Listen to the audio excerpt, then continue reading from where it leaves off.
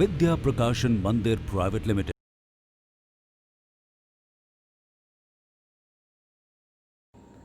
बच्चों, हमारे देश में बहुत से सामाजिक कार्यकर्ता हुए हैं, समाज सुधारक हुए हैं, जिन्होंने समाज में, देश में व्याप्त बुराइयों को अपने संघर्ष से दूर किया है। उन्हीं में से एक प्रसिद्ध नाम है मेधा काटकर जी का, जिन्होंने अनेक सामाजिक और राजनीतिक बुराइयों को दूर करने के लिए खूब प्रयास किया और संघर्ष किया। नर्मदा बचाओ आंदोलन एक मुख्य आंदोलन है, जिसके माध्यम से उन्होंने अनगिनत समस्याओं को दूर करने का प्रयत्न किया है। तो आज मैं चित्रा बंसल, आपकी हिंदी की अध्यापिका, आपकी हिंदी की पुस्तक उल्लास का वो पाठ पढ़ाने जा रही हूँ जिसमें मेधा पाटकर जी से की गई बातचीत का विवरण है। तो उसके माध्यम से आप उनके बारे में जानेंगे और उनके द्वारा किए गए संघर्ष और प्रयासों के बारे में आपको जानकारी मिलेगी। तो पाठ का नाम है मेधा पाटकर। जनवरी 1997 की एक सुबह सुप्रसिद्ध शिक्षाविद डॉक्टर कृष्ण कुमार के घर का एक कमरा, फर्श पर बिछी दरी पर मेधा बेन बैठी हैं, अपने कागज पत्तर, झोले, समाचार पत्रों और पुस्तकों से घिरी। उनके सरल व्यक्तित्व और शांत चेहरे को देखकर लगता नहीं कि उनका हर दिन कितनी गतिविधियों, कितनी आपाधापी से भरा होता है। आज से लगभग 22 वर्ष पहले मेधा पाटकर ने पर्यावरण से जुड़े नर्मदा बचाओ आंदोलन की मशाल जलाई थी, यानी उसका प्रारंभ किया था। नर्मदा बचाओ आंदोलन श्रीमती मेधा पाटकर ने ही चलाया था, उन्हीं के नेतृत्व में यह आंदोलन चलाया गया था। आज उसका प्रकाश दुनिया के कोने कोने में पहुंच चुका है। आओ इस जुझारू महिला से बातचीत करें और 3 राज्यों में जारी उनके इस संघर्ष के बारे में जानें। तो बच्चों, आज हम इस पाठ के माध्यम से एक बहुत ही प्रसिद्ध समाज सेविका मेधा पाटकर जी के बारे में जानेंगे। यह उनसे लिया गया एक साक्षात्कार है, इंटरव्यू है, और प्रश्न और उत्तर के माध्यम से हम उनके बारे में जानकारी प्राप्त करेंगे कि उन्होंने अपने जीवन में किस किस तरह से, कहाँ कहाँ संघर्ष किए और अपने समाज और देश के सुधार के लिए क्या क्या प्रयास किए। मुकुल, मेधा बेन, नर्मदा आंदोलन के मुख्य मुद्दे क्या हैं? मेधा जी, नर्मदा आंदोलन बड़े बांधों का विरोध करता है।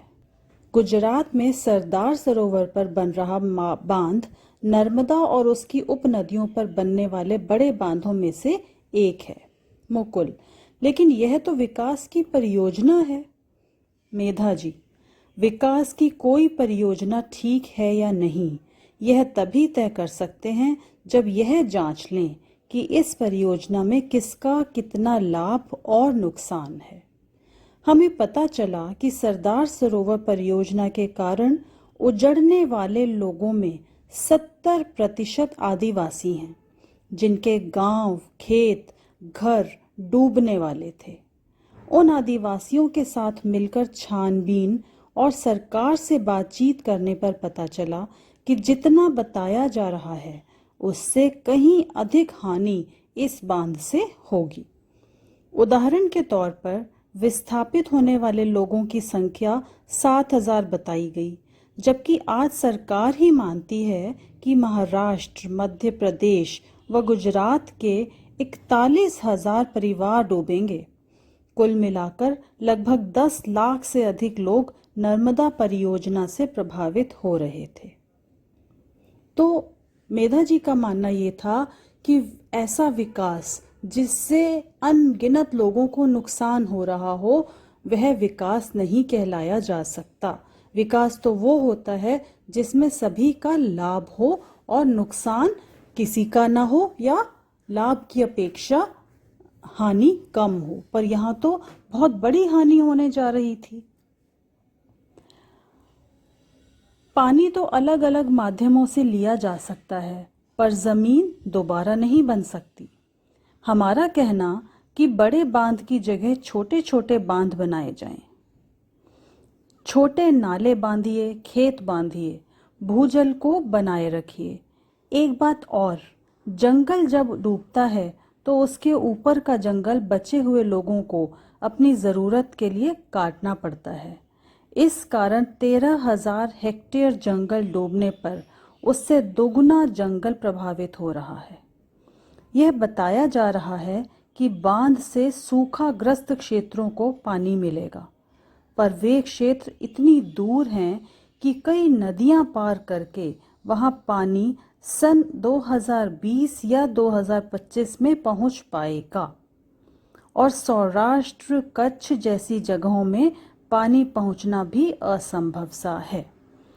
यानी कि मेधा जी ने यह स्पष्ट कर दिया कि सरदार सरोवर बांध बनाने से कितने लोग बेघर हो जाएंगे और कितनी हानि होगी, कितना नुकसान होगा, जिसकी अपेक्षा में उससे होने वाला लाभ बहुत ही कम है।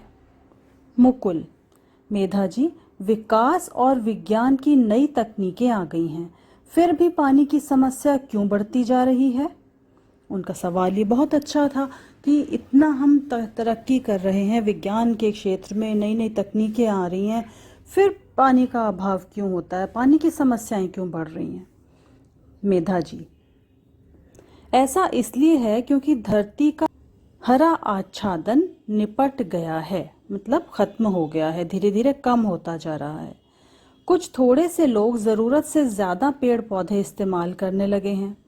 जब से समाज में पैसे की बात चलने लगी, तब से यह सब ज़्यादा होने लगा। जिसके पास जैसा है वह काट कर ले जाए। पेड़ न होने से पानी जहाँ गिरता भी है वहाँ भूजल में समाने की बजाय ज़मीन पर से बहकर 2-3 महीने में समाप्त हो जाता है। इस कारण सूखा पड़ जाता है और लोग महीनों पानी के लिए तरसते रहते हैं। फिर यही समाधान रह जाता है कि वे दूर दूर से पानी लेकर आएं। कई नदियां सूख जाती हैं तो उसके पार की नदियों से पानी खींचकर लाने की कोशिश की जाती है। तो उन्होंने पानी की समस्या का मुख्य कारण क्या बताया?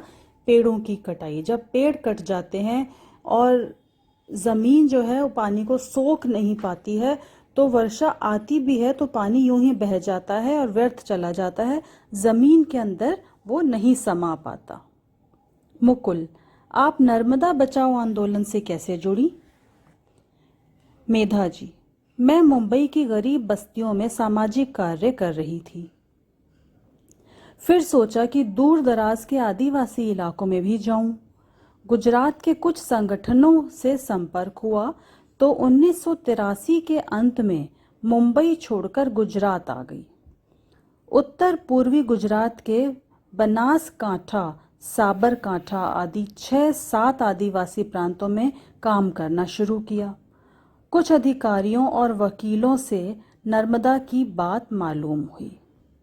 मुझे लगा कि जब तक लोग एकत्रित होकर आवाज नहीं उठाएंगे तब तक कुछ नहीं हो सकता। पर वह इलाका इतना दूर था कि समझ में नहीं आ रहा था कि लोगों को एकत्रित करने के लिए किसे कहें। पहली बार 3 दिन तक लगभग 100 किलोमीटर चले थे तो थकान से भर गए थे। सोचा कुछ करना है तो स्वयं ही करना होगा। हर 15 दिन के बाद 2 दिन के लिए वहां जाना शुरू किया। लगा कि पूरे देश में विकास के नाम पर जो कुछ चल रहा है, नर्मदा घाटी में हो रही बातें उसका प्रतीक हैं। इसलिए एक जगह झंडा गाड़कर अपनी बात उठाना बहुत ज़रूरी है। तो मेधा जी समाज के लिए कार्य तो पहले से ही कर रही थी।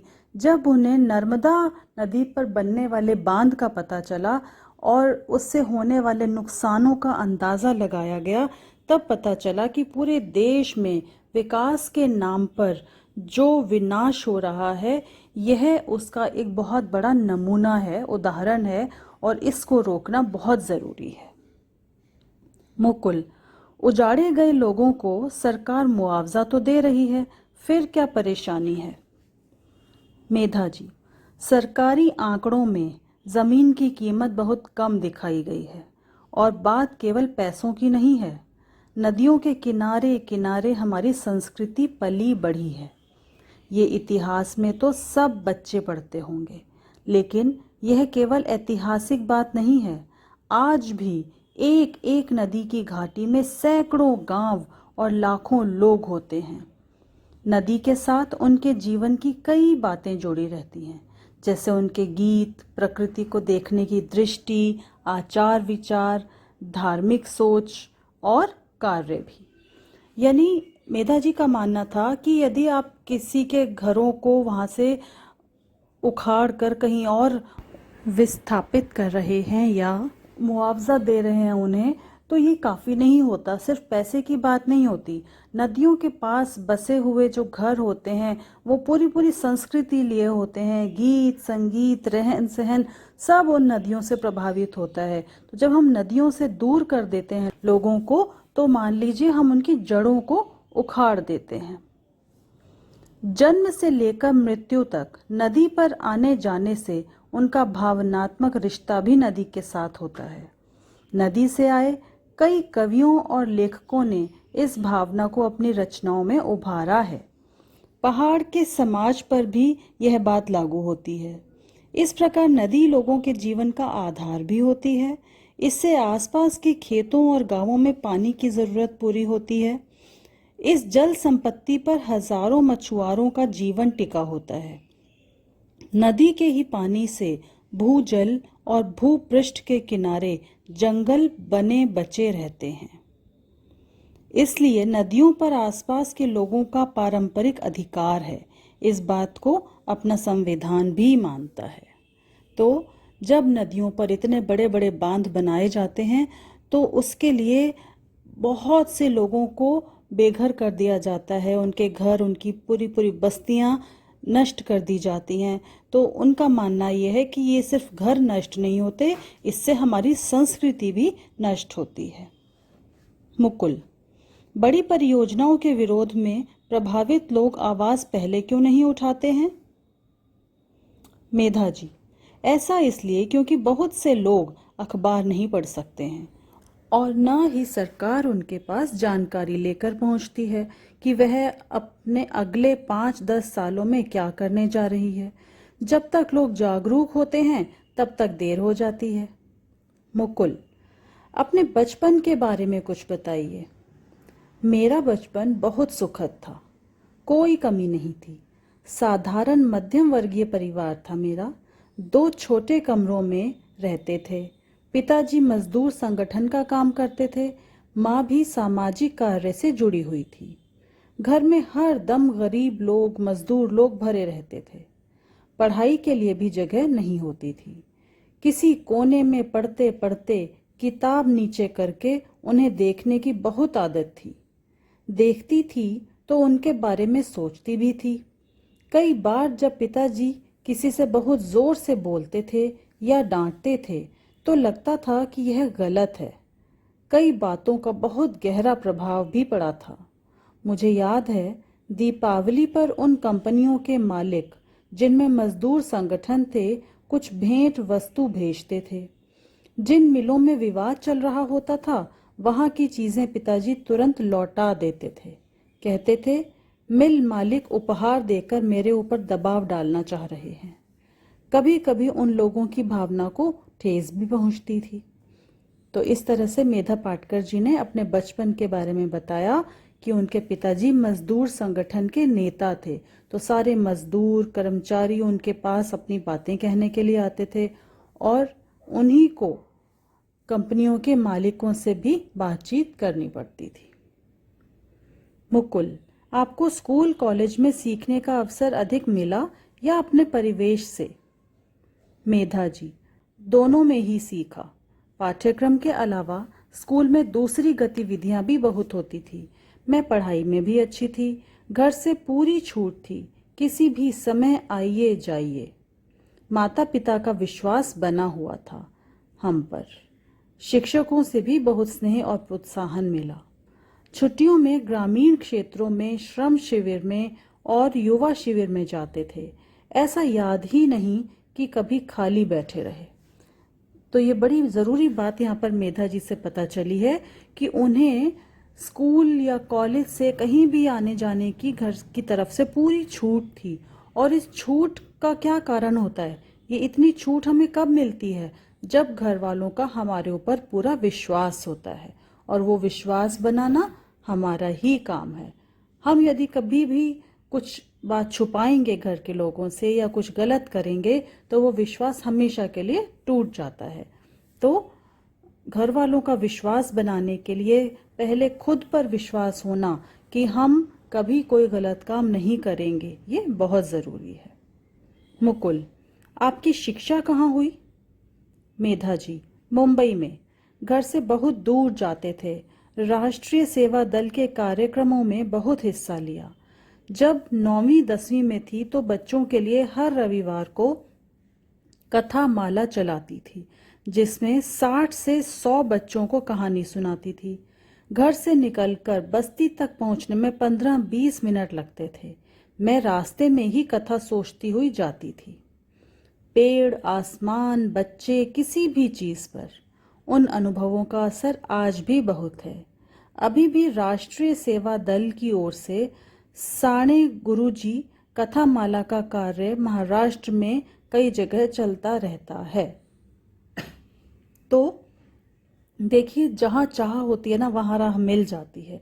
मेधा जी को समाज की सेवा करनी थी, तो अन्य अनेक कार्यों के साथ साथ वो ये कार्य भी करती थी कि 60 से 100 बच्चों को इकट्ठा करके और उन्हें कहानी सुनाती थी। तो ये कहानियाँ सुनाने से क्या होगा कि उन कहानियों के माध्यम से बच्चों को कुछ ना कुछ सीख दी जाती थी, सीख मिलती थी, उन मनोरंजन भी होता था और उनकी पढ़ने में रुचि भी पैदा होती थी।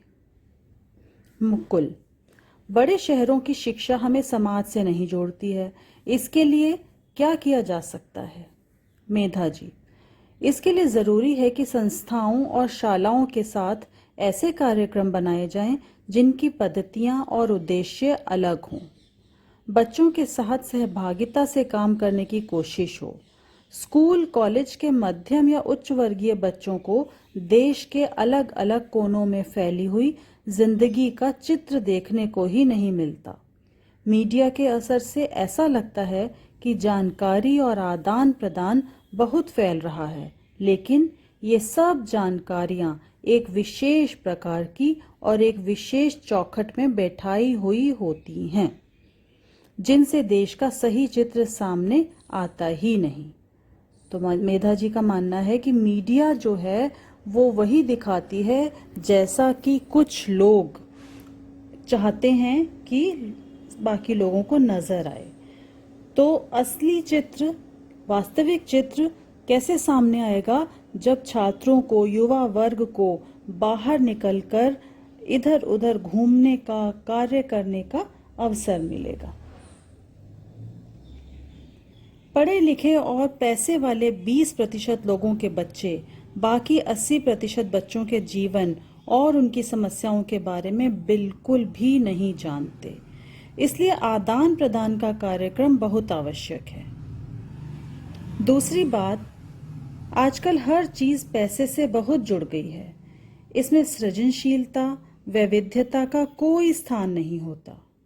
मैं पुस्तकालय चलाती थी तो समाचार पत्रों में से कटिंग कर करके ही पुस्तकें बना लेती थी। आजकल वेस्ट पेपर सोसाइटी में खुद चीजें बनाने का महत्व नहीं रहा। बाजार से खरीदो, इस्तेमाल करो और कूड़े में फेंक दो। यह भावना बदलने के लिए जरूरी है कि लोग अपने अपने स्तर पर कुछ करें। यानी कि वो ये लोगों को सिखाना चाहती थी कि हमें बर्बादी को रोकना चाहिए। जो हमें प्राकृतिक संसाधन मिले हुए हैं उनका भरपूर इस्तेमाल करना चाहिए, उनकी बर्बादी नहीं होनी चाहिए। चीज़ों को बार बार इस्तेमाल करना, पूरी तरह से इस्तेमाल करना हमें आना चाहिए। मुकुल, आप लोग जो जीवनशाला चला रहे हैं उसके बारे में कुछ बताइए। मेधा जी, नर्मदा घाटी में शिक्षा का जो इतिहास रहा है और आंदोलन के दौरान हमने जो स्थिति देखी, जीवनशालाएं उसका परिणाम हैं। सन 1985 में जब मैं नर्मदा घाटी में गई तो मैंने देखा कि कागज पर तो महाराष्ट्र के 33 गांवों में शालाएं हैं, मतलब पाठशालाएं हैं, पर वास्तव में एक भी शाला मौजूद नहीं।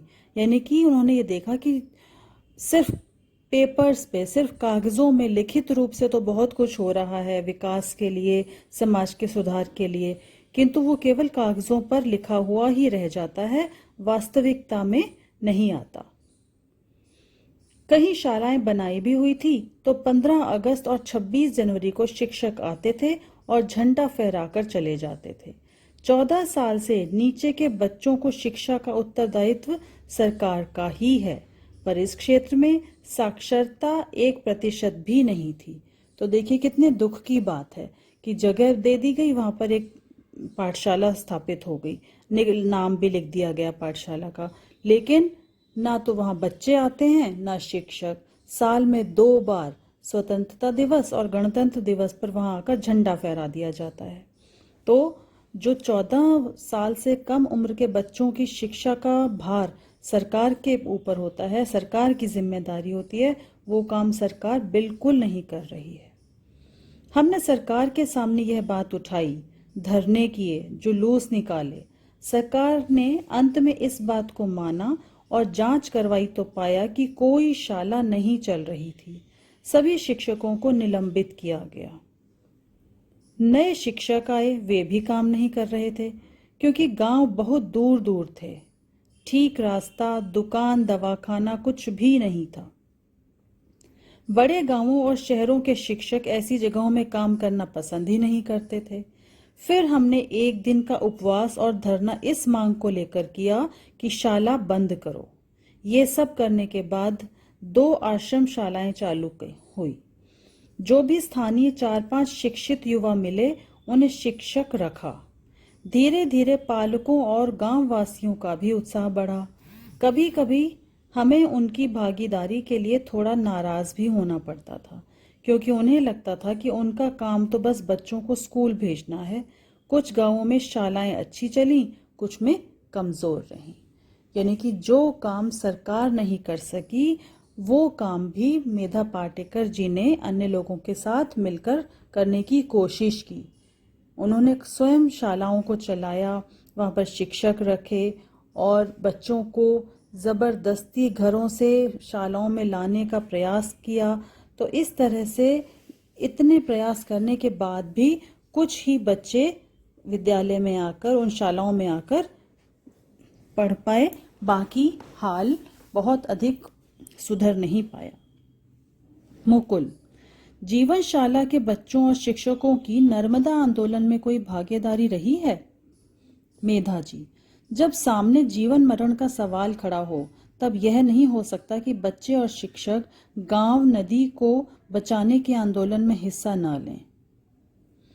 कई बार ऐसा भी हुआ कि शिक्षक और बच्चे 25-25 दिन के धरने में शामिल होने के लिए मुंबई आकर रुकते थे। यह भी शिक्षा का मंच है, ऐसा मानकर हम चलते हैं। यानी कि इससे भी कुछ न कुछ सीखने को मिल रहा है। इसका एक असर यह हुआ कि गांवों में आंदोलन को बहुत ताकत मिली। गांवों में कभी अधिकारी या पुलिस कुछ गलत करने आए तो जासूस की तरह उनका पीछा करना, उन्हें घेरना, नारे लगाना, बच्चे ये सब काम करते थे। धीरे धीरे 1 से 8 जीवनशालाएं हुई। दूसरे गांवों में भी इनकी मांग बढ़ रही है। तो इनका नाम जीवनशाला क्यों रखा गया? क्योंकि यहाँ पर बच्चे अपने अनुभव से, जीवन में के वास्तविक अनुभव से सीखने लगे। बाहर के कुछ लोग कई कामों में हमारी मदद कर रहे हैं। हमारे बच्चे 4वीं तक पहुंच गए हैं। अब उन्हें सरकारी परीक्षा में भी बैठने की स्वीकृति मिल गई है। ये शालाएं महाराष्ट्र के धुलिया जिले के गांवों में हैं, जहां करीब 150 बच्चों के 2 आवासीय स्कूल हैं। इसके अलावा गुजरात में 1 जगह और झाबुआ जिले में 4 जगह शालाएं चल रही हैं। ये सब नदी किनारे के गांव हैं। तो यहाँ फिर उन्होंने इसी बात पर इशारा किया कि नदियां जो हैं वो गांवों को बचाए रखने में, हमारी संस्कृति को बचाए रखने में महत्वपूर्ण भूमिका निभाती हैं। मुकुल, आप यदि नर्मदा आंदोलन से नहीं जुड़ी होती तो इस समय क्या कर रही होती? मेधा जी, यह तो कल्पना की बात है। शायद पाठशाला या कॉलेज में शिक्षक बन जाती। मुझे नाटक से और काव्य लेखन से लगाव था। अभी भी कभी कभी मराठी में काव्य लिखती हूँ। आंदोलन के गीत बहुत लिखे हैं, पर अब लेखन के लिए समय ही नहीं मिलता।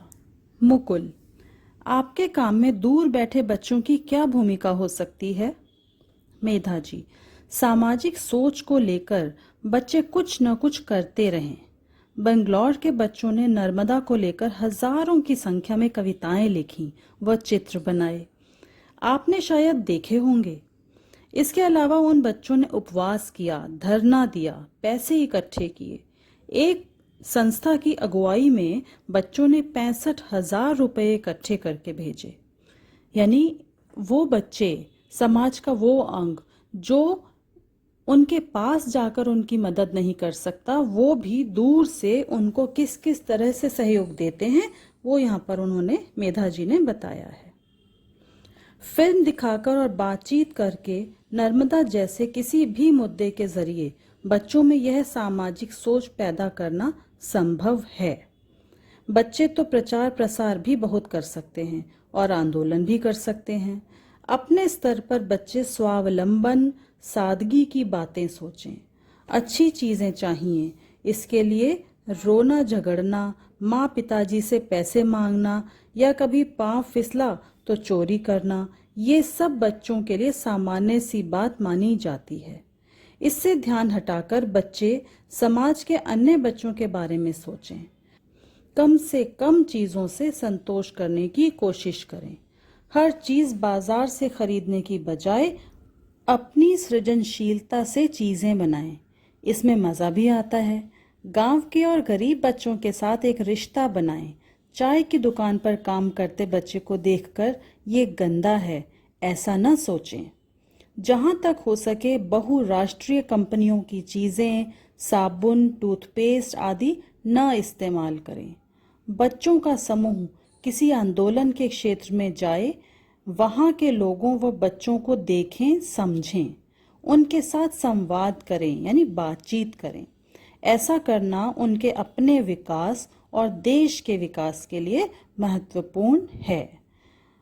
अर्थात मेधा जी का मानना यह है कि बच्चों को केवल विद्यालय की 4 दीवारी में बांधकर नहीं रखना चाहिए, सीमित नहीं रखना चाहिए पाठ्यक्रम तक, बल्कि उन्हें स्कूल से बाहर निकलने के अवसर देने चाहिए। अधिक से अधिक लोगों के साथ वो मिलें, जुलें, बातचीत करें, इस बात को जानें कि उनके देश में, समाज में क्या कुछ हो रहा है, किन चीज़ों की कमी है और अपने प्राकृतिक संसाधनों को हम किस किस तरह से बचा सकते हैं। तो बच्चों, देखा आपने कि कैसे कैसे लोग हुए हैं दुनिया में जो अपने लिए नहीं औरों के लिए जीते हैं। अपना सुख, चैन, आराम खोकर, त्याग कर, बलिदान करके वो औरों के सुख के लिए, औरों के आराम के लिए, समाज और देश के हित के लिए कार्य करते हैं। तो यदि हमारी सोच भी ऐसी बन जाए तो देश में से, दुनिया में से बुराइयां धीरे धीरे खत्म हो जाएंगी। विद्या प्रकाशन मंदिर प्राइवेट लिमिटेड।